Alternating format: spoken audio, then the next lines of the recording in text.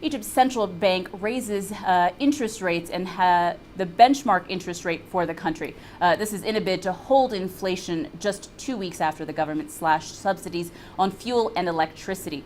The central bank raised the overnight deposit rate to 9.25% and the lending rate to 10.25%. According to the bank, the hike is necessary to be able to tame inflation in order to limit a generalized price increase of goods. Egypt's economy has been battered by more than 3 years of political turmoil since the 2011 unrest that drove foreign investors and tourists away. In order to restore the economy, the new president, Abdel Fattah al-Sisi, slashed subsidies on bread and fuel to balance the country's current account deficit. Despite billions of dollars in aid from Gulf allies in the past year, Egypt's economic recovery has been sluggish. Growth forecasts for this year range from between 2 and 2.5%.